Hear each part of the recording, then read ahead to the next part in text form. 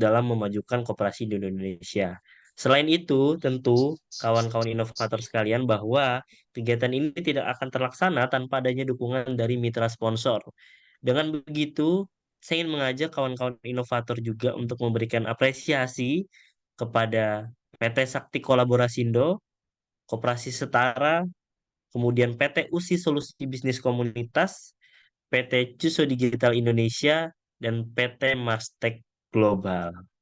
Karena tanpa adanya mitra tersebut, tidak akan terselenggara pula Akademi Inovator Koperasi hari ini. Baik, kawan inovator koperasi, kita tentu sangat em, mengenal, kita tentu sangat merasakan bahwa dipicu oleh perkembangan teknologi hari ini, perubahan itu terjadi sangat pesat di berbagai bidang, termasuk ekonomi dan bisnis, termasuk di dalamnya adalah koperasi. Mulai banyaknya startup yang tumbuh dan juga tumbang, kemudian membawa berbagai inovasi model bisnis, sehingga akhirnya disrupsi ini tidak terelakkan. Apalagi kalau kemarin kita di masa pandemi, ini menjadi masa-masa yang berat bagi sebagian besar model bisnis. Sehingga ini membuat para incumbent harus mengkonfigurasi ulang strateginya. Nah, incumbent di sini tidak terkecuali koperasi. Nah, relevansi ini menjadi salah satu isu bagi seluruh pelaku bisnis di tengah aneka perubahan yang semakin memudahkan konsumen. Jadi mulai ada perubahan demografis, perubahan penduduk, itu juga berpengaruh terhadap perilaku konsumen.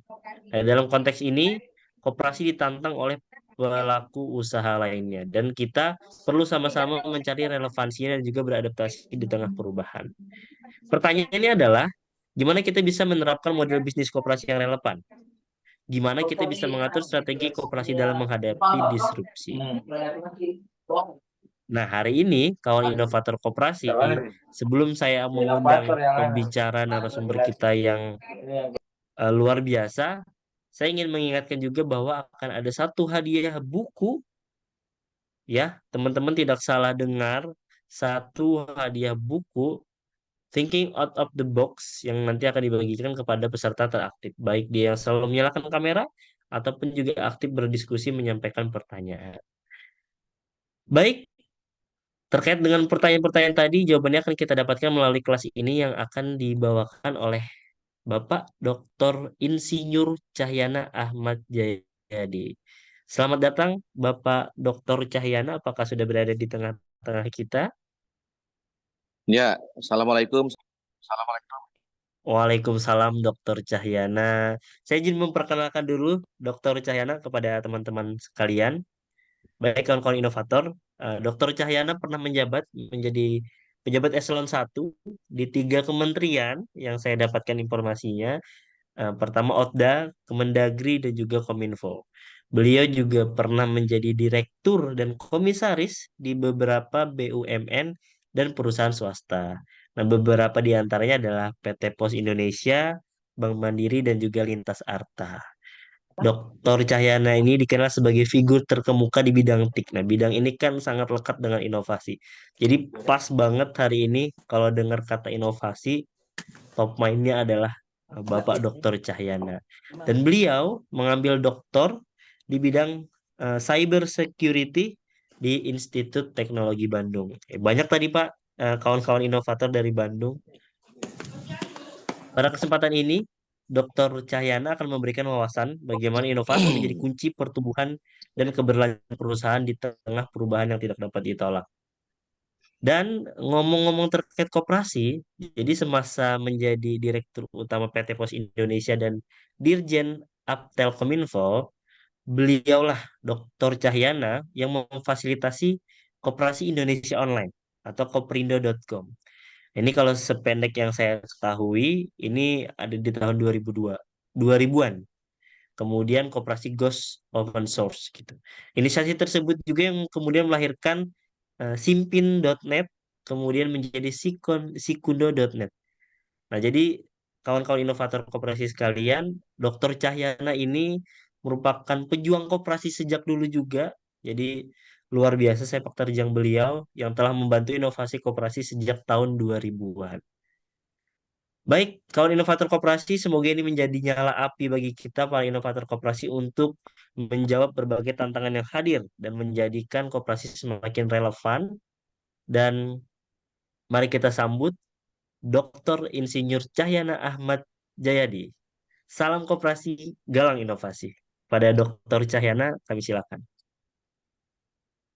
Baik, terima kasih Kang Wawan. Bismillahirrahmanirrahim. Assalamualaikum warahmatullahi wabarakatuh. Ini cek sound dulu nih. Kang Wawan, suara saya didengar dengan baik? Terdengar dengan jelas, Baik, Dr. oke. Cahyana? Baik, kemudian slide-slide sudah siap untuk di-share screen? Silahkan, Kak Amalia, boleh Ya, dibantu share screen. boleh. Oke, kita mulai ya. Sekali lagi, Assalamualaikum warahmatullahi wabarakatuh. Selamat siang dan salam sejahtera untuk kita semua. Terima kasih atas kesempatan yang diberikan oleh Akademi Inovator Koperasi. Saya kira spirit dan semangatnya bisa saya rasakan sampai ke rumah saya nih di Bandung. Jadi luar biasa. Jadi selamat untuk semua inisiatif ini dan koperasi akan betul-betul menjadi soko guru ya perekonomian di Indonesia dengan semua ikhtiar kita tentu saja. Baik, tema yang menarik yang diberikan kepada saya adalah ini. Silahkan Amalia di-share aja screen-nya. Amalia di-share aja. Udah di-share judul sudah ya? Baik. Jadi saya diminta untuk menyampaikan sebuah tema tentang inovasi ya. Inovasi untuk keberlanjutan perusahaan. Nah, saya mencoba merangkum dari berbagai referensi tentu saja menjadi 5 pokok bahasan ya. Jadi yang pertama tentu saya ingin menyampaikan mengapa inovasi sangat penting ya. Apapun usaha Anda, apapun organisasi kita, apapun institusi kita. Kemudian bagaimana kita bisa mengimplementasikan berbagai strategi inovasi. Karena pilihan-pilihan cukup banyak dan saya coba pilihkan yang kira-kira relevan untuk para peserta sekalian. Tentu tidak bisa memuaskan semua pihak, tetapi paling tidak saya mencoba mengambil beberapa template yang juga bisa digunakan oleh berbagai tipe korporasi ataupun institusi ataupun badan hukum begitu ya. Kemudian saya juga ingin menyampaikan bahasan yang ketiga tentang bagaimana peran teknologi digital. Kita memasuki era peradaban digital, mau tidak mau tentu kita harus bicara mengenai bagaimana teknologi digital ini mampu meningkatkan kinerja perusahaan, mampu juga mendorong terciptanya inovasi dan sebagainya. Kemudian bahasan keempat, saya ingin bicara mengenai studi kasus gitu ya. Saya menyampaikan pertama adalah bicara mengenai Apple Inspiration ya. Termasuk juga, waduh, suara apa itu dari mana tuh? Wih, noisy banget. Baik, jadi saya akan sharing juga mengenai berbagai formula inovasi dari berbagai perusahaan, tentu saja termasuk apa yang saya alami sebagai praktisi di berbagai badan usaha, dan ini saya bawa sampai dengan saat ini gitu ya. Dan terakhir tentu adalah bicara mengenai tantangan bagaimana mengimplementasikan inovasi tersebut. Kang Wawan, Iya, ya Pak Kang Dokter. Wawan. Jadi gimana saya bicara presentasi berapa menit, kemudian tanya jawab berapa menit, totalnya berapa lama? Kita terjadwal sampai 15.00 WIB, Pak Dokter. Jadi silakan ada waktu sekitar 60 menit. Kemudian nanti akan kita lanjutkan tanya jawab sekitar 30 menit. Baik. Oke, kita masuk ke screen berikutnya. Silakan Mbak Amalia, lanjut aja. Nah, jadi teman-teman sekalian, kalau kita berbicara mengenai inovasi, tentu kita harus melihat seberapa penting, seberapa urgent yang namanya inovasi. Ini Kang Wawan nggak share lagi itu anunya. Ada Mudah-mudahan double. lebih jelas, Pak Dokter. Oke, Iya. ya oke. Lanjut slide berikutnya. Ya, terus. Nah, ini bisa kelihatan sekarang ya. Jadi kalau kita bicara mengenai inovasi, seberapa penting ini, kita tahu bahwa kalau kita bicara mengenai kompetisi saat ini, mau tidak mau, inovasi akan menjadi faktor kunci ya. Faktor kunci bagaimana kita bisa tetap bertahan, bagaimana kita bisa memajukan terus perusahaan, bagaimana kita tetap bisa diminati oleh para pelanggan kita. Jadi inovasi yang sifatnya continuous, yang sifatnya terus-menerus tentu ini sangat diharapkan dan ini sangat penting. Nah, kemampuan kita untuk berinovasi ini akan memungkinkan kita untuk bisa menghadapi berbagai macam perubahan. Kita tahu misalnya selama pandemi kemarin bagaimana berbagai perusahaan berinovasi. Tidak hanya sekedar bicara mengenai karena memang keterbatasan orang untuk berinteraksi, maka mulai ramai misalnya perusahaan-perusahaan kuliner, bagaimana mengembangkan apa yang disebut dengan ghost kitchen misalnya ya. Ghost kitchen ini kita tidak tahu, yang penting bisa dijangkau oleh Gojek atau oleh Grab gitu ya, yang penting bisa jualan secara online gitu. Entah di mana itu yang namanya restorannya, karena memang berdasarkan aturan tidak boleh ada interaksi antara warga, di antara warga ya. Jadi mau tidak mau inovasi, kemampuan inovasi ini menjadi sangat kunci. Silakan lanjut halaman berikut, Mbak. Nah, jadi kalau kita bicara mengenai inovasi, inovasi itu sebetulnya adalah bicara mengenai pengenalan gagasan atau kita bicara mengenai produk baru, proses baru, dan yang menjadi sebuah keharusan adalah memberikan nilai tambah bagi perusahaan ataupun bagi pelanggan. Jadi ada dua kata kunci kalau kita bicara mengenai inovasi. Satu yang disebut dengan kebaruan ya. Yang kedua bicara mengenai nilai tambah. Nilai tambah bukan hanya kepada si perusahaannya, tapi juga nilai tambah kepada para pelanggan, kepada para pemangku kepentingan. Jadi dua kata kunci ini yang namanya kebaruan dan nilai tambah menjadi ciri bahwa sesuatu itu kita sebut sebagai inovasi. Dan kita tahu bahwa hanya dengan inovasi inilah kita mampu menciptakan peluang baru. Kita mampu juga menciptakan dan menjaga daya saing kita. Jadi inilah sebabnya mengapa inovasi sekarang menjadi tema di berbagai perusahaan. Perusahaan kecil, perusahaan besar, institusi, ataupun juga bahkan pemerintahan. Jadi sebagai contoh misalnya saya baru saja menghadiri acara perpisahan ya dengan Gubernur Jawa Barat yang akan pada tanggal 5 September besok. Beliau menyampaikan bahwa pemerintah Jawa Barat sudah mengimplementasikan apa yang disebut dengan GDS, Jabar Digital Service. Isinya adalah inovasi dan kolaborasi. Inovasi dan kolaborasi berbagai macam pihak ya. Lanjut ke halaman berikut. Nah, teman-teman sekalian, kita tentu tidak hanya sekedar bicara mengenai inovasi saja. Ada istilah-istilah yang mungkin muncul. Kita tahu ada pakar disrupsi ya, yaitu Profesor Renal Kasali ya, juga salah satu rekan saya. Beliau menceritakan bagaimana yang namanya disrupsi itu mampu mengubah tatanan begitu ya. Dia menjadi game changer dari sebuah industri. Jadi inovasi pada tahapan tertentu dan pada tingkat di mana mampu menciptakan industri lama sebagai sesuatu yang obsolete, yang ditinggalkan, maka aku ya orang boleh. Waduh, itu apa nih? Jadi inovasi tersebut kita sebut sebagai disrupsi. Jadi innovation bisa bertingkat, bertahap gitu ya. Kemudian kalau perubahannya sifatnya mungkin nilai tambahnya sedikit-sedikit, perubahan-perubahannya sangat sekecil, mengerjakan hal-hal yang tidak terlalu major begitu ya, maka itu berupa inovasi. Tetapi kalau kita bicara mengenai sesuatu yang baru, yang mampu menciptakan bagaimana pemain-pemain di tempat sebelumnya itu merasa terdisrupsi, maka ini kita sebut sebagai disrupsi atau disruption ya. Contoh misalnya kita tahu bahwa yang namanya perusahaan taksi misalnya. Dulu kalau di Jakarta bicara mengenai Bluebird, ada juga yang namanya perusahaan Express ya dan sebagainya, beberapa pesaingnya. Mereka berpikir bahwa pesaingnya adalah sesama perusahaan taksi gitu ya, atau transportasi publik.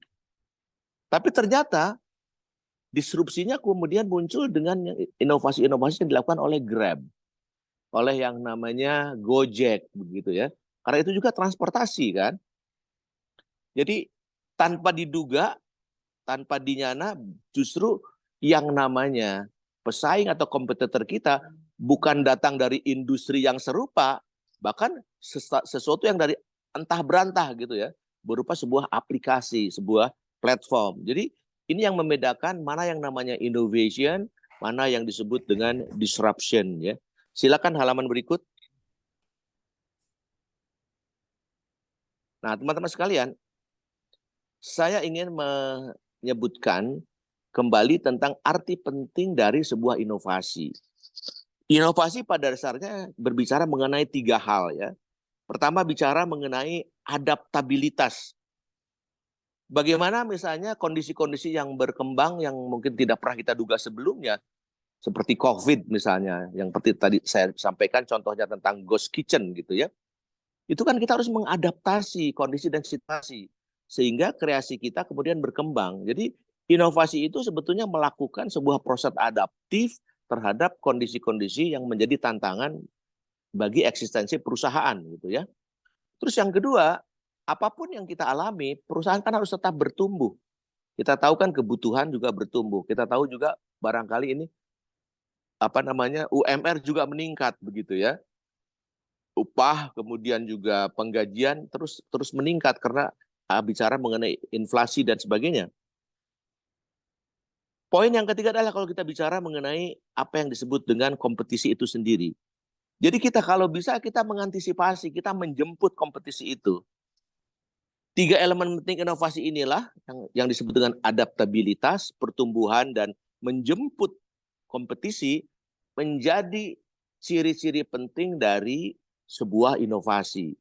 Jadi teman-teman sekalian yang sekarang sedang melakukan ikhtiar-ikhtiar meningkatkan product improvement atau apapun namanya ya, silakan Anda melakukan apa yang disebut dengan self-assessment ya, melakukan ukuran-ukuran apakah indikator adaptabilitas ada di dalam inovasi tersebut, apakah indikator pertumbuhan ada, apakah indikator menjemput kompetisi atau juga merespon terjadinya kompetisi sudah ada di situ. Jadi silakan melakukan yang namanya self-assessment ya. Lanjut, halaman berikut. Nah, kita bicara mengenai pertumbuhan. Yang tadi merupakan elemen kedua yang saya sebutkan. Adaptabilitas, pertumbuhan, dan kemudian menjemput kompetisi. Kita harus paham bahwa inovasi itu juga sebetulnya membuka pintu bagi kehadiran pelanggan baru. Bahkan mungkin meningkatkan yang disebut dengan engagement ataupun loyalitas dari para pelanggan. Dan sekaligus juga tentu kita mengharap terjadinya sebuah pertumbuhan yang tidak bersifat sesaat. Jadi sustainability growth itu menjadi kunci juga. Jadi kita bisa melihat bagaimana respon pelanggan, bagaimana peningkatan loyalitas ataupun engagement dari customer mampu juga menciptakan pertumbuhan yang sifatnya berkelanjutan. Lanjutkan, silakan. Kita masuk ke topik bahasan tentang strategi inovasi ini. Jadi harus kita perhatikan bahwa di dalam proses inovasi yang dilakukan di dalam sebuah institusi, di dalam sebuah badan hukum, di sebuah koperasi, di sebuah perusahaan, ataupun apapun namanya itu, maka mau tidak mau kita harus mampu menciptakan budaya inovasi. Budaya inovasi ini direspon dengan sebuah model kepemimpinan yang bersifat agile. Agile itu artinya lincah gitu ya. Jadi mampu fleksibel. Jadi kepemimpinan yang betul-betul bisa merespon, mengadaptasi perubahan, kemudian merespon apa yang akan terjadi dengan kompetisi. Kemudian juga kalau misalnya sebuah perusahaan menengah ataupun besar, kita tahu juga bahwa dari sisi sumber daya manusia, kita tahu berbagai macam kualitas sumber daya manusia dengan berbagai macam keahlian. Bagaimana kita mengorkestrasi mereka dalam sebuah model. model yang disebut dengan ada istilah Scrum and Sprint. Nanti di slide berikutnya akan saya jelaskan apa yang disebut dengan Scrum and Sprint ataupun Agile ini ya. Nah, kemudian teman-teman sekalian, kita juga bicara mengenai bagaimana yang disebut dengan sebuah produk sebagai hasil dari inovasi kita, dia harus memiliki beberapa orientasi yang mau tidak mau harus kita lakukan. Jadi yang pertama adalah kita tentu akan fokus kepada customer. Ada yang istilahnya kepuasan customer. Ada orang yang menyebutkan istilah customer is a king gitu ya. Dan baru saja Satya Nadella Microsoft ya, beliau menyebutkan bahwa kalau kita bicara mengenai customer, maka yang harus kita penuhi bukan hanya memuaskan mereka, tapi kita harus bisa memenuhi apa yang disebut dengan customer obsession. Bahkan obsesinya pun harus kita respon begitu ya. Jadi ini yang disebut dengan istilah human-centered design. Fokusnya adalah bagaimana orang. Bagaimana kuncinya adalah orang, pelanggan, sumber daya manusia yang kita miliki, tetapi orang adalah the most valuable di dalam proses inovasi. Nah, kalau kita bicara mengenai customer obsession tadi, kita harus tahu bagaimana pain points ya. Pain points itu artinya apa sih kebutuhan real dari si customer tersebut? Kebutuhan real ini ada yang eksplisit, nyata, terlihat bagaimana kemauan dan kebutuhan mereka. Ada juga yang bersifat laten. Laten itu artinya tersembunyi, jadi kita harus gali. Dan proses gali inilah yang disebut dengan proses klarifikasi kepada customer. Misalnya melakukan yang namanya test case, produk tertentu dilempar dulu di beberapa tempat begitu ya, pada beberapa customer. Kalau memang responnya sangat bagus, tentu ini mampu menggali apa yang disebut dengan tadi pain points ataupun hal-hal yang bersifat eksplisit maupun laten yang menjadi karakter dari kebutuhan-kebutuhan para penggunanya atau para pelanggan kita. Silakan lanjut.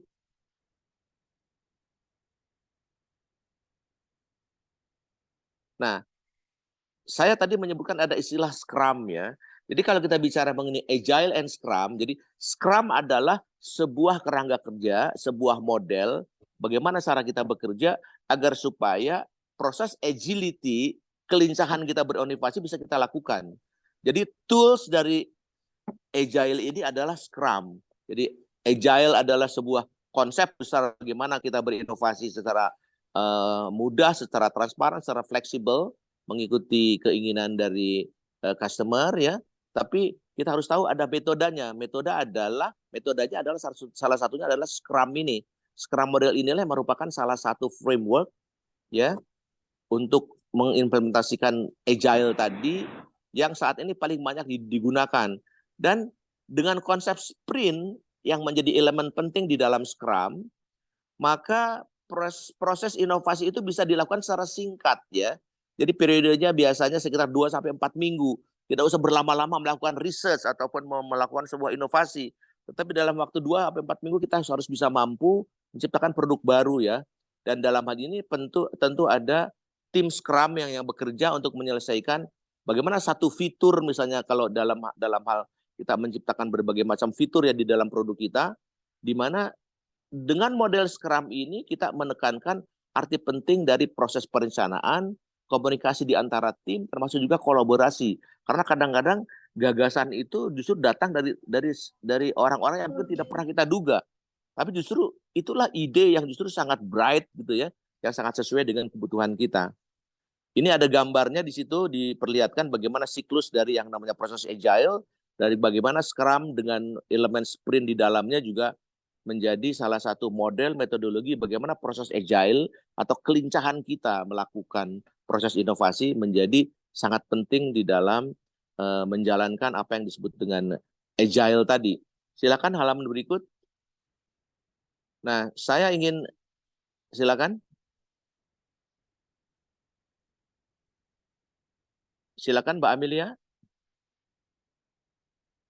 Nah, metodologi Scrum ini memiliki tiga pilar tadi saya sebutkan mengenai ada yang namanya adaptasi, transparansi karena dengan keterbukaan komunikasi di antara tim di dalam Scrum tersebut, maka proses inovasi akan bisa berlangsung dengan baik dan lancar. Termasuk di dalamnya adalah ada proses saling menginspeksi satu sama lain ya. Dan kita tahu values-nya di sana itu adalah bicara mengenai keterbukaan, bicara komitmen di dalam sebuah tim, fokus kepada model inovasi yang akan kita buatkan, dan kita selalu respect each other gitu ya, gagasan apapun kita hargai, dan proses brainstorming yang dilakukan biasanya kita sangat menghargai dari siapapun dia menyampaikan ide dan gagasan, tidak peduli levelnya di dalam perusahaan, tetapi kalau dia sudah menjadi anggota di dalam tim, maka mau tidak mau harus kita hargai. Termasuk ada yang disebut dengan values courage ya, keberanian untuk mencoba berinovasi itu harus ada keberanian. Kira-kira seperti ini kemungkinannya, kira-kira apa risikonya dan sebagainya. Jadi inilah values-values yang juga harus menjadi pertimbangan bagaimana metode Scrum ini menjadi sangat kunci pada waktu kita berbicara mengenai sebuah proses menelurkan inovasi ya. Silakan berikutnya.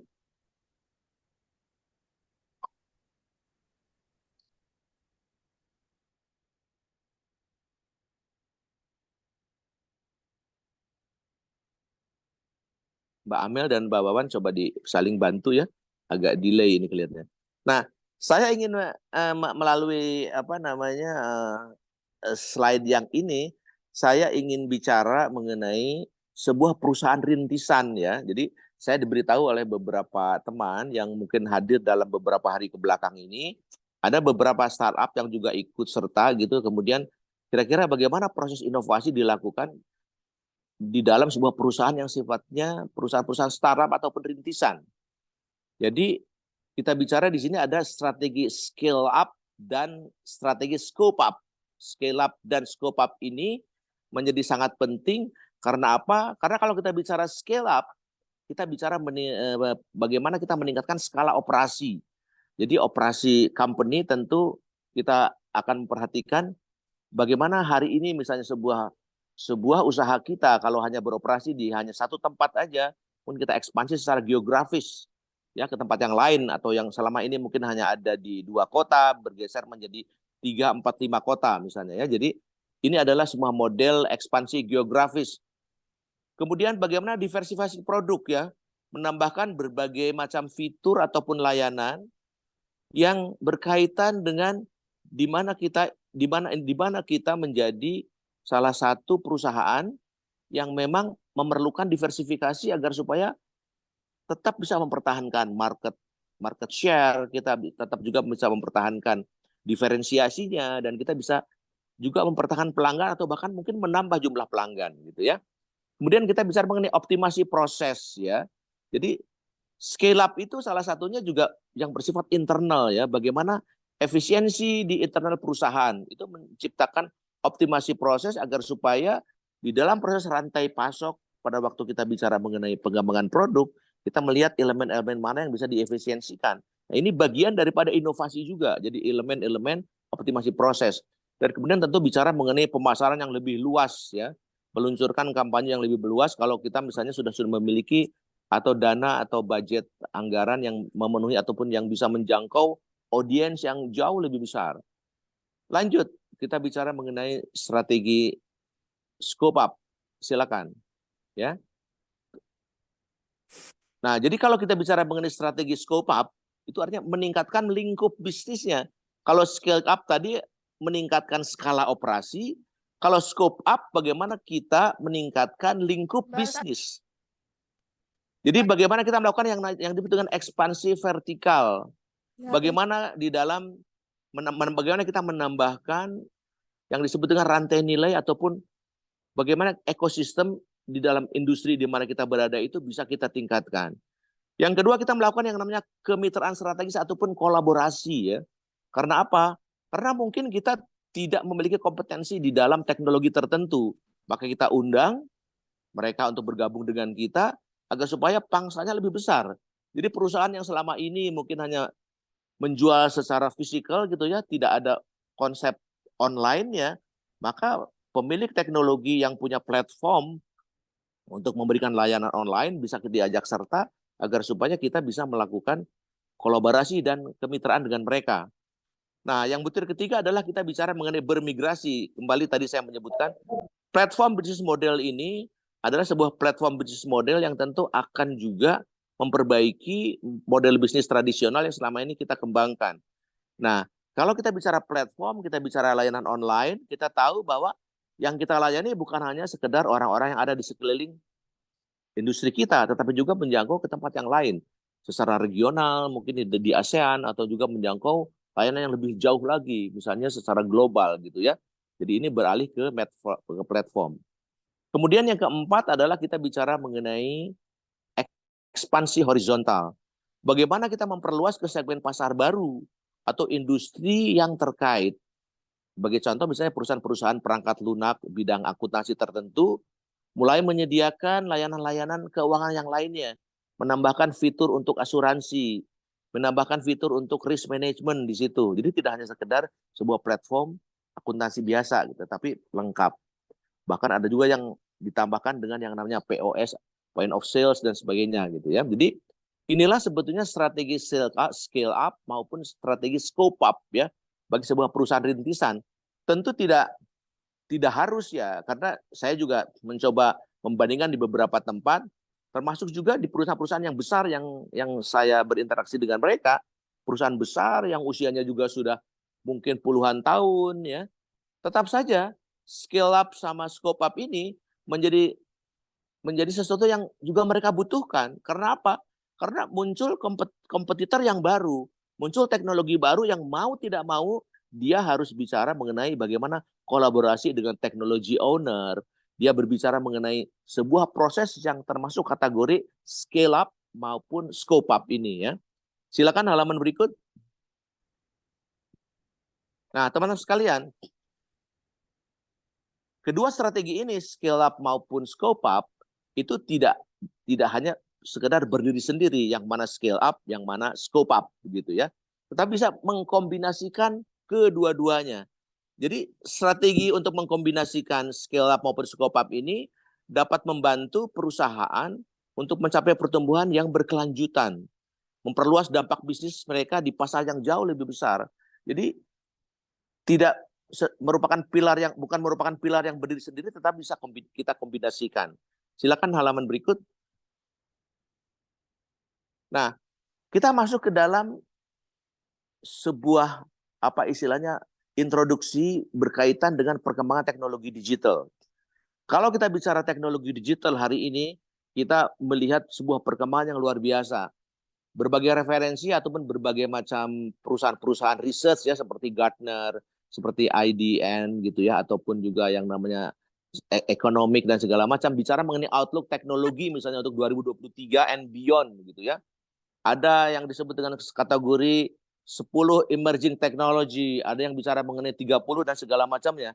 Tapi saya ingin menyebutkan di sini bahwa teknologi digital saat ini sebetulnya gampangnya, mudahnya kita anggap aja sebagai sebuah model abjad atau alfabetis gitu ya.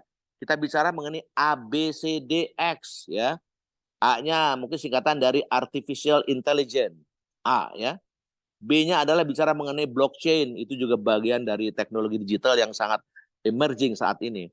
C-nya adalah cloud, teknologi cloud.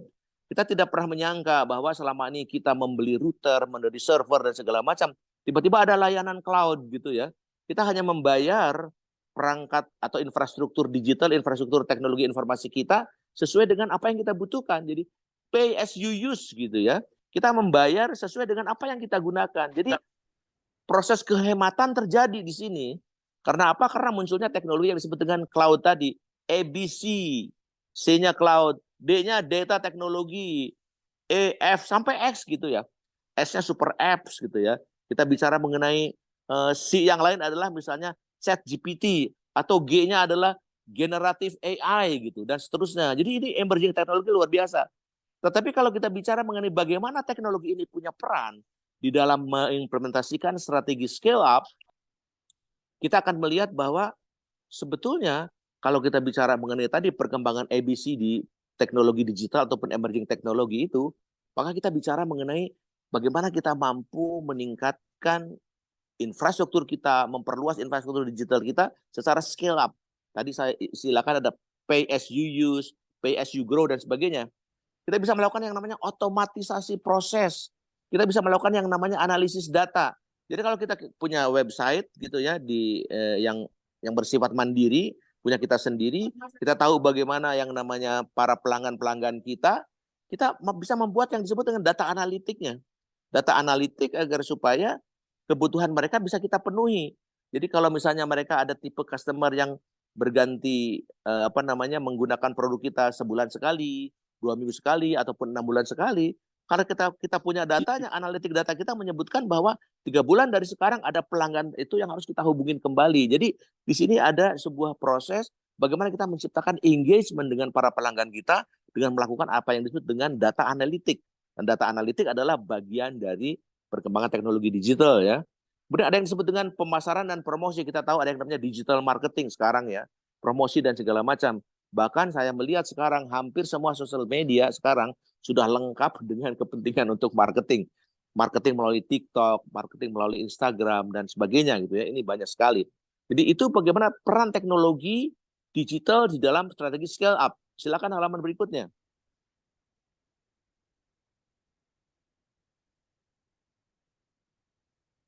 Lanjut aja. Itu sudah statementnya sudah tadi saya jelaskan. Narasinya itu silakan Bapak-Bapak baca sendiri nanti. Ini saya tuliskan juga. Nah, kalau teknologi scope up ada 5 sebetulnya. Paling tidak ada 5 ya. Bagaimana perannya di dalam proses ini. Ekspansi digital. Jadi kalau kita bicara scope up, ekspansi digital, ekspansi ke market-market yang hanya dijangkau dengan kehadiran internet, digital. Jadi pasar kita lebih luas, jadi ekspansi secara digital. Kemudian kalau kita bisa juga melakukan yang namanya kolaborasi virtual. Jadi kita tahu, jadi saya misalnya melihat kemarin ada beberapa produk UKM dari Indramayu gitu ya, bagaimana mereka melakukan yang disebut dengan video conference melalui televisi. Karena di Indramayu ada sekarang yang namanya Ayu TVCC, Ayu TV Co-Creation. Dia melakukan yang namanya video conference melalui siaran televisi, produk-produk UKM-nya langsung dipertemukan dengan buyer-buyer yang ada di Jerman. Jadi bisa langsung pemasaran. Jadi kolaborasi virtual di antara para buyer maupun dari para produser begitu ya. Itu telah menciptakan sebuah model ekspansi bisnis juga yang justru akan menciptakan engagement. Karena apa? Karena percaya, dia melihat produknya, dia melihat kualitasnya, dia melihat bagaimana sebuah proses produk tersebut dibuat, bagaimana prosesnya sangat prudent, ada quality assurance, ada proses kurasi dan sebagainya. Nah, ini juga menjadi sangat kunci karena kehadiran teknologi digital. Penetrasi pasar baru, mau tidak mau kita akan masuk ke berbagai lapisan. Kita tahu misalnya generasi milenial sekarang adalah generasi yang disebut sebagai atau generasi Z yang disebut sebagai native, digital native gitu ya. Yang memang kesenangannya dunia digital. Jadi makanya pemasaran melalui TikTok, pemasaran melalui Instagram, yang live event dan segala macam itu tuh betul-betul menjadi sangat kunci. Dan saya tahu bagaimana mereka-mereka yang antusias, calon-calon customer itu adalah hampir semuanya adalah generasi milenial ataupun yang disebut dengan digital native, yang sukanya adalah digital. Bukan model-model kesepuhan model saya yang digital immigrant gitu ya. Nah, ada eksplorasi model bisnis baru. Karena munculnya teknologi digital otomatis ada peluang. Ya. Contoh misalnya kehadiran blockchain. Blockchain itu menciptakan data yang terdesentralisasi, tetapi secara security sangat aman gitu ya. Nah, ini juga menjadi kunci. Muncul model bisnis baru, bagaimana caranya blockchain menjadi bagian dari sebuah platform untuk berbisnis aset-aset digital seperti kripto ya, seperti Ethereum, seperti Bitcoin dan sebagainya. Dan yang kelima adalah kita bicara mengenai pemasaran yang tertarget. Jadi pemasaran bukan hanya bicara secara general saja, tetapi tertarget. Tertarget itu artinya kita bicara mengenai pemasaran untuk segmen-segmen tertentu. Pemasaran misalnya hanya untuk di 5 kota besar, untuk usia sekian sampai sekian. Kalau kita misalnya menaruh iklan di Facebook ataupun di Google, kita mentargetkan sesuatu. Jadi pemasaran berdasarkan target. Nah, itu semua kan kuncinya dari data analitik. Jadi saya ingin kembali mengungkapkan di sini bagaimana teknologi digital dalam mengimplementasikan strategi scale up maupun scope up demikian berpengaruh begitu ya. Jadi mau tidak mau kita harus bisa embrace, kita harus bisa merangkul bagaimana teknologi digital itu. Lanjut Kang Wawan, silakan. Lanjut saja. Ya, satu lagi. Nah, masuk ke studi kasus. Jadi saya diminta untuk menyampaikan beberapa studi kasus ya. Jadi yang pertama saya ingin, karena saya adalah salah satu pengguna ya, jadi saya tahu bagaimana perkembangan dari produk-produk Apple. Bagaimana Apple itu memberikan inspirasi ke begitu banyak industri ya. Banyak sekali model-model handphone yang kemudian baru dari berbagai produser yang lain, itu mungkin bentuknya, keanggunannya, kehalusannya, betul-betul meniru yang namanya Apple. Apple memberikan inspirasi. Dan dia luar biasa. Dia melakukan apa yang disebut dengan strategi EDX. Artinya apa? Produk yang dia buat ya bukan hanya sekedar komputer saja. Kita tahu produk mereka ada iPhone, ada iPad, ada Mac ya dan berbagai macam produk-produk yang lainnya. Pada dasarnya mereka melakukan strategi inovasi yang disebut dengan strategi EDX. I itu adalah bagaimana mengintegrasikan di dalam sebuah ekosistem. Jadi kalau misalnya sebuah perangkat seperti iPhone ini ada teknologi speaker yang bagus sehingga bisa didengar, berarti yang namanya iTunes ataupun musik bisa diinjek di dalam handphone tersebut. Bagaimana yang namanya teknologi kamera yang sangat luar biasa, bisa 2, 3, atau 4 kamera digabungkan menjadi satu, menghasilkan sebuah kualitas foto yang sangat-sangat high definition ataupun yang namanya dengan pixel tinggi begitu ya. Maka dimasukkanlah di situ bagian dari teknologi kamera. Jadi mengintegrasikan produknya dia dengan ekosistem yang lain. Dalam suatu buah istilah EDX, ekosistem yang terintegrasi. Kemudian desain yang inovatif. Kita tahu desainnya sangat lembut, sangat halus gitu ya. Tidak ada ujung-ujung yang sangat kaku, tetapi betul-betul semuanya menjadi sebuah rancangan yang sangat menarik. Dan jangan lupa juga mereka menggunakan apa yang disebut dengan user experience. EDX, X-nya adalah dari experience ya. Jadi bagaimana keunggulan-keunggulan di dalam pengalaman pengguna ini menjadi referensi buat mereka juga. Jadi mereka secara rutin juga menanyakan, melakukan tadi sebuah proses apa sih sebetulnya kebutuhan pelanggan itu. Bagaimana yang secara eksplisit mereka bisa dengar dari customer-nya, ataupun kita gali untuk yang disebut dengan latent points ya, ada yang eksplisit, ada yang laten gitu ya. Bagaimana kita menggali apa sih sebetulnya obsesi dari para pengguna Apple ini. Nah, terus dicari. Nah, ini juga menjadi inspirasi dan ditiru. Makanya saya kasih judul ini, studi kasus ini adalah Apple Inspiration. Silakan halaman berikut.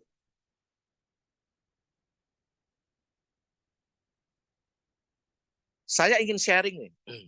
Ini adalah wajah-wajah yang saya yakin Anda semua mengenalnya. Jadi kita tahu sebelah kiri adalah Elon Musk ya, yang di tengah adalah Pak Nadiem Makarim, yang sebelah kanan ini yang baru beberapa bulan yang lalu kembali dari Indonesia ya, Sam Altman ya sebagai CEO sekali juga founder dari OpenAI ya. Ini tokoh-tokoh yang menurut saya dia inovator sekaligus juga disruptor abad ke-21 ya. Jadi saya masih ingat waktu saya dulu bergabung di Telkom ya 3 atau 4 tahun yang lalu, saya masih ingat pada waktu Telkom, satelit Telkom kemudian lost in space begitu ya. Sedangkan kita masih dalam proses pembuatan dan sudah ada jadwal bagaimana kita meluncurkan roket itu, meluncurkan satelit itu pada bulan Agustus. Saya harus negosiasi agar supaya bisa dilakukan lebih cepat karena satelit kita hilang gitu ya.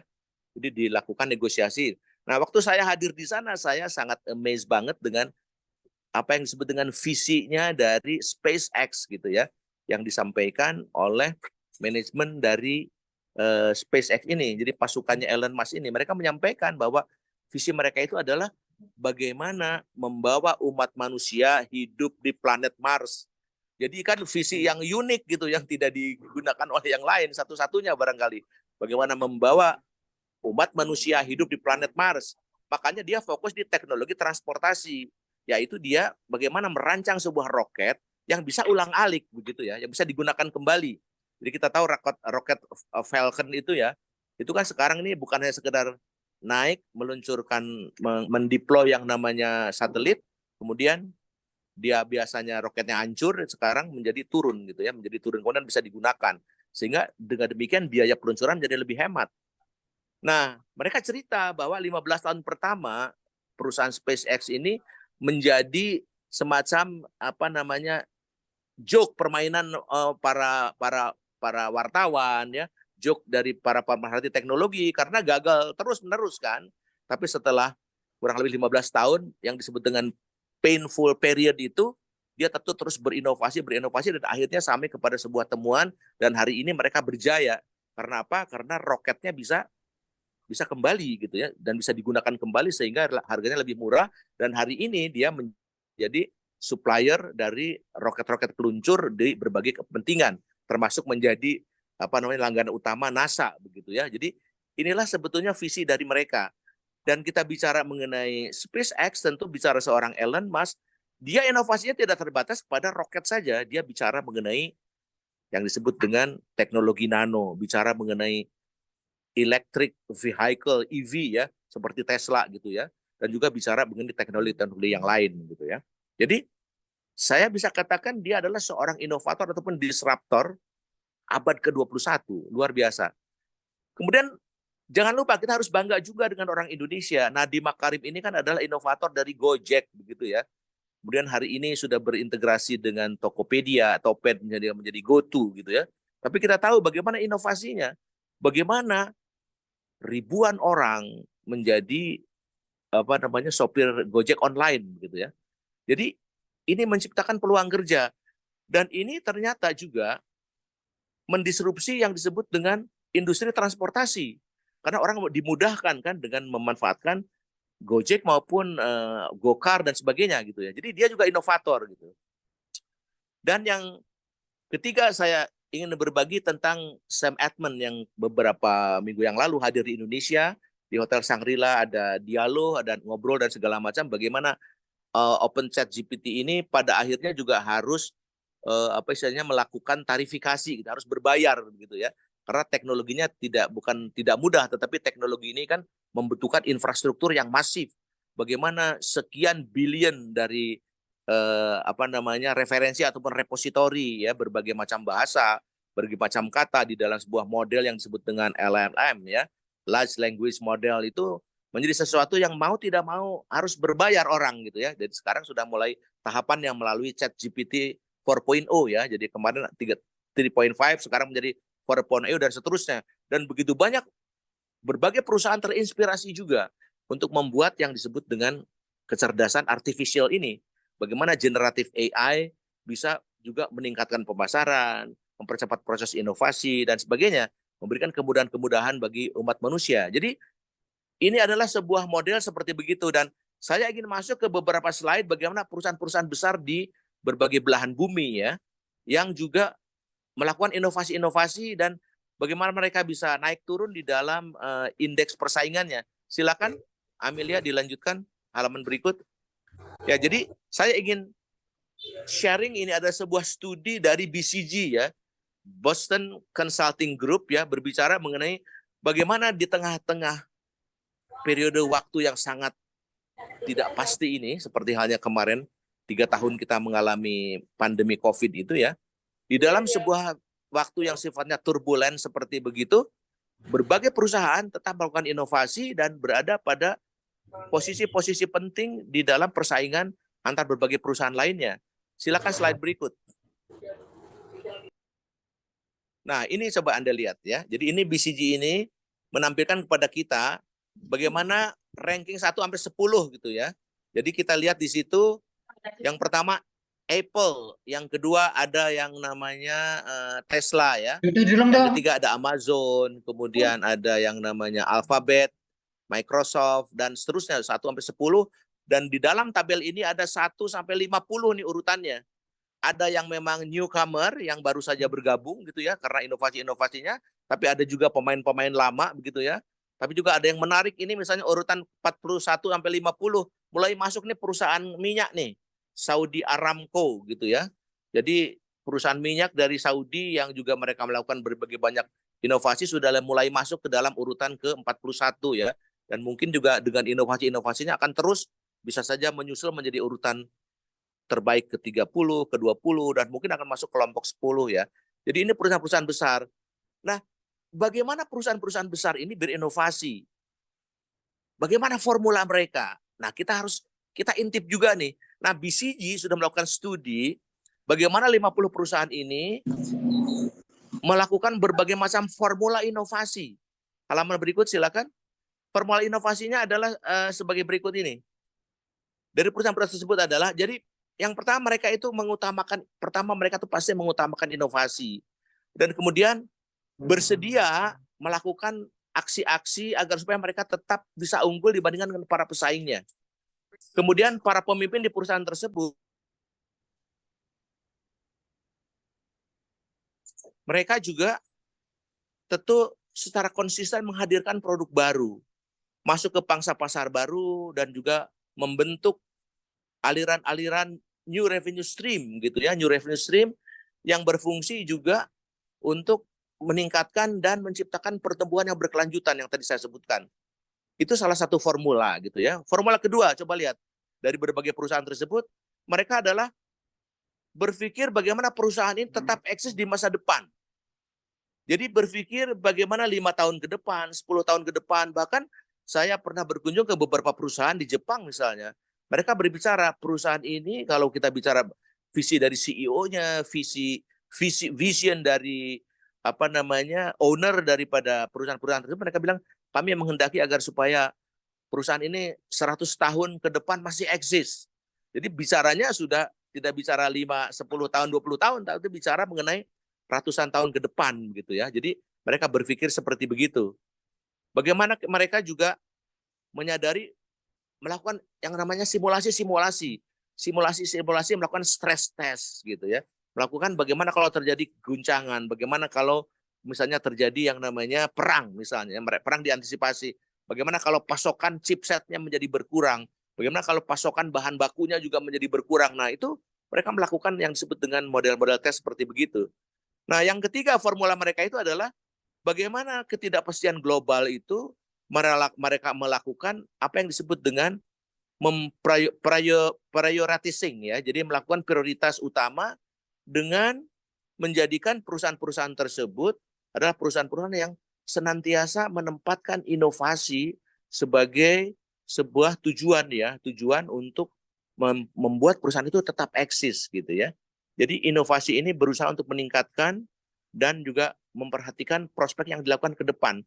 Nah, biasanya di berbagai perusahaan yang sudah TBK atau mungkin sudah listed di stock exchange atau di bursa saham, mereka itu pada waktu menerbitkan saham baru atau kemudian juga melepas lagi sebagian sahamnya, di dalam prospeknya dia selalu menyebutkan bagaimana aspek inovasi mengantisipasi masa depan ini menjadi kunci sustainability growth yang ingin mereka pertahankan. Lanjut. Ini 3 berikutnya adalah bagaimanakah perusahaan tersebut memiliki formula yang berbeda. Ada yang dilakukan yang disebut dengan pendekatan yang sangat agresif, tapi ada juga di antara mereka yang bicara mengenai bahwa sebetulnya R&D kita tidak harus ada di sini. R&D kita sebetulnya kita manfaatkan aja startup yang ada. Jadi menjadikan berbagai macam perusahaan startup yang ada di luar diri perusahaan tersebut menjadi semacam istilahnya external R&D bagi perusahaan ini. Nanti harus ada engagement di situ ya. Jadi di sini ada linkage. Linkage ada antara berbagai perusahaan rintisan dengan perusahaan-perusahaan besar. Nah, itulah strategi dari mereka ya. Butir kelima bisa Anda juga melihat bagaimana kolaborasi dengan mitra eksternal tadi saya sebutkan.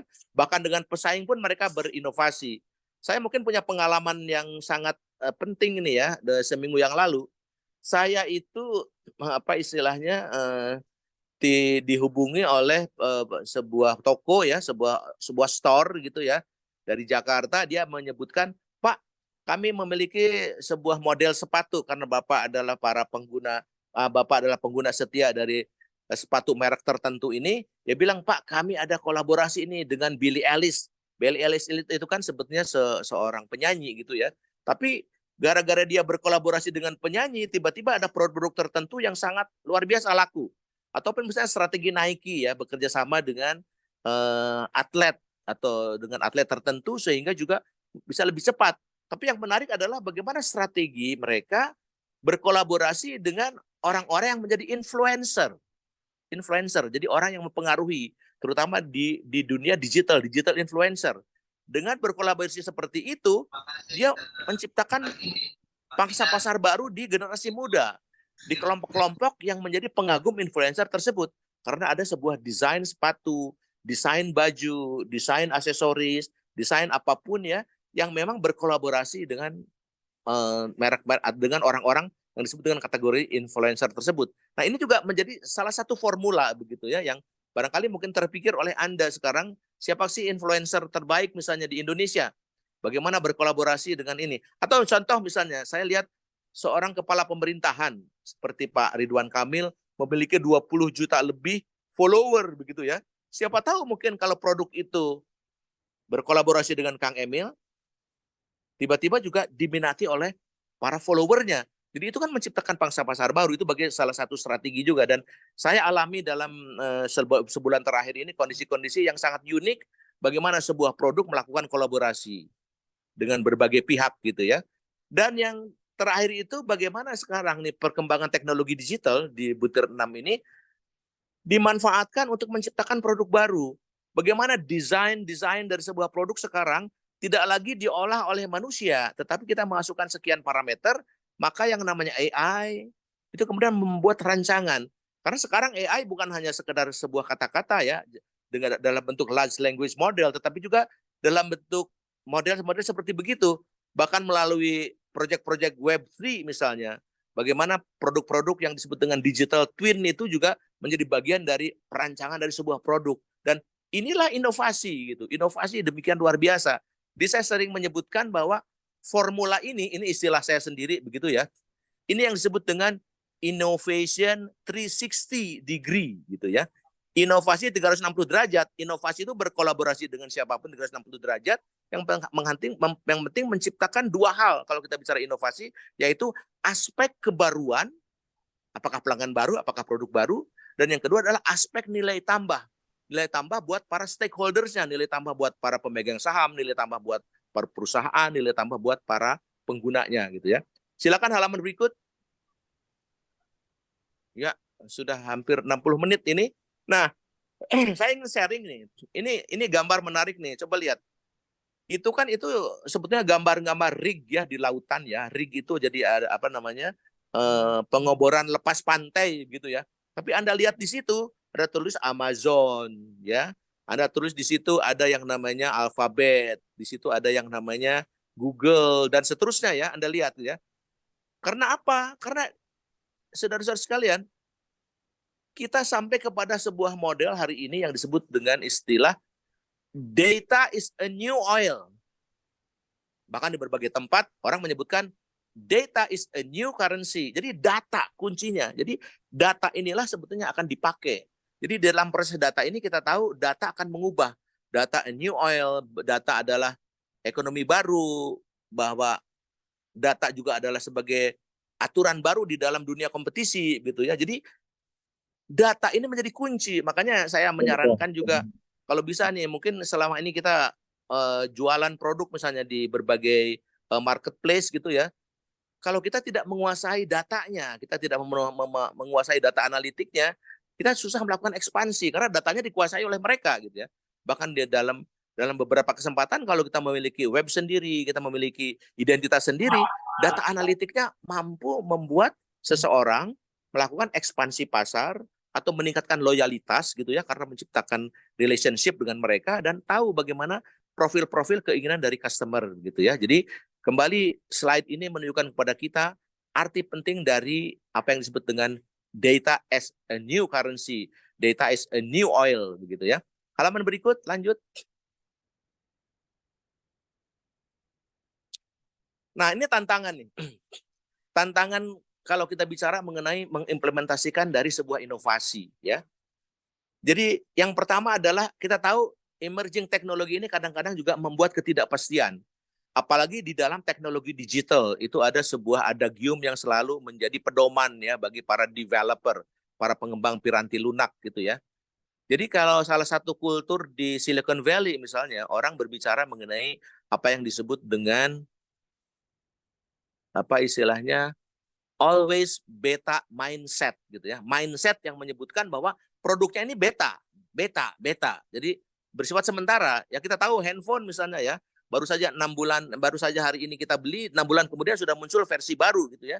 Berarti apa yang kita beli adalah beta version sebetulnya ya. Jadi siaplah dengan tadi perubahan teknologi itu, perubahan fitur, perubahan inovasi, apalagi dengan kehadiran AI, membuat banyak hal menjadi tidak terduga begitu ya. Tantangan yang lain adalah kita bicara mengenai resistensi di internal perusahaan. Banyak juga internal perusahaan SDM di lingkungan kita yang mungkin tidak suka dengan perubahan, bahkan menolak gitu ya. Ada juga yang menolak secara tegas, ada juga yang menolak diam-diam, berbahaya itu ya. Bagaimana risiko finansial kalau kita bisa misalnya melakukan sebuah inovasi? Karena misalnya tadi seperti kolaborasi dengan influencer. Kan mahal juga. Kalau kita di-endorse oleh Raffi Ahmad gitu ya, yang followernya 60 juta, berapa harus kita bayar gitu ya. Jadi mahal juga, ada risiko finansial, kita harus perhitungkan. Ada yang nanya perang dagang, kita tahu bagaimana Huawei gitu ya berperang dengan Amerika gitu ya. Perang dagang, produk-produknya dan segala macam. Dan perang beneran gitu ya. Rusia dengan Ukraine hari ini menciptakan keterbatasan rantai pasok, keterbatasan dari bahan baku, menciptakan kondisi-kondisi yang mungkin kerawanan pangan dan sebagainya gitu ya. Ini juga harus diperhatikan. Dan jangan lupa sekarang ada sebuah model komitmen terhadap ESG. Bagaimana perusahaan-perusahaan juga harus punya komitmen terhadap lingkungan ya. Bagaimana teknologi ramah lingkungan yang harus dia gunakan. Bagaimana implikasi sosial, ESG, environmental, social and governance, termasuk tata kelola sumber dayanya. Dan saya ingin mengakhiri ini tantangan ini di dalam sebuah slide yang menarik ini, dan ini saya alami dan saya buat karena memang begitu banyak pertanyaan-pertanyaan yang seperti ini kepada saya. Ini adalah slide ini bicara mengenai lihat ada 4 angka ya di segitiga berwarna putih. Ya, Anda lihat di situ berwarna putih. Halo. Oke. Ya, ini dia. Nah, ini ada 4 angka berwarna putih ya. Lihat di situ. Itu ada angka-angka nih. Ada milenial, ada Gen X, ada baby boomers, ada yang namanya Gen Z gitu ya. Dengan jumlah-jumlahnya seperti apa tuh. Ini dalam konteks Indonesia ya. Lihat jumlahnya ada sekian puluh juta. Di tengahnya ada yang namanya digital divide, tentu versus non-digital. Ya, jadi saya adalah digital imigran, mengalami digital divide. Kalau saya tidak mendalami digital, saya ketinggalan dengan orang-orang yang generasi milenial dan seterusnya itu. Ada juga yang namanya AI divide. Jadi digital divide versus AI divide. Ada pertanyaan-pertanyaan yang sering saya terima ya, sengaja saya buatkan slide ini. Saya terima tuh begini, Pak, bagaimana di dalam sebuah perusahaan, di dalam sebuah institusi, kan bergabung nih para kesepuhan, generasi X gitu ya, generasi baby boomers, owner-ownernya adalah orang-orang yang sangat senior gitu ya, sementara juga banyak anak-anak muda, generasi Z, generasi milenial. Bagaimana ini mengatasi ini? Karena apa? Terjadi pertentangan-pertentangan gitu dan seterusnya. Jadi saya bilangin begini, jadi di dalam proses inovasi sebetulnya dibutuhkan yang disebut dengan agile leader. Leader yang bisa fleksibel, leader yang juga bisa melakukan mengentertain ya generasi-generasi yang ada di dalam kelompok perusahaan tersebut. Dan kita tahu kalau kita bicara mengenai metodologi Scrum ya untuk mengimplementasikan agile leadership tadi, maka ada yang namanya Scrum Master. Scrum Master itu harus juga orang yang tadi beradaptasi begitu ya. Jadi kita tidak usah khawatir bahwa di dalam sebuah unit kerja ada berbagai macam jenis dari orang-orang yang mungkin literasi digitalnya, literasi AI-nya juga masih kurang gitu ya. Jadi disinilah teman-teman sekalian kuncinya bagaimana seorang Scrum leader, bagaimana seorang agile leader mengimplementasikan tadi, mengadaptasi sesuatu sesuai dengan kebutuhan, secara fleksibel juga mampu juga mengentertain berbagai macam keinginan, dan disinilah sebuah proses interaksi, komunikasi yang sangat efektif, yang hanya seorang agile leader lah yang mampu menanganinya.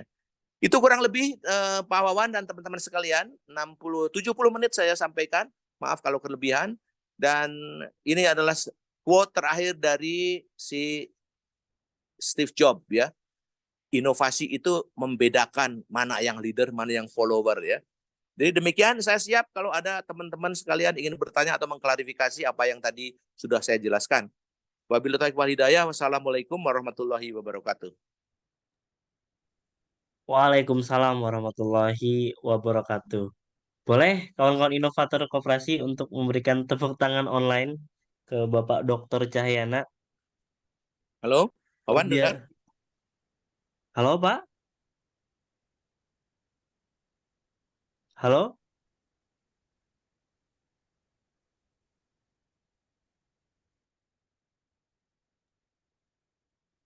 Halo Bapak Ibu, apakah terdengar dengan jelas suara saya? Terdengar, Dengar, terdengar, Pak. bagus. Bagus, bagus. Baik kalau begitu.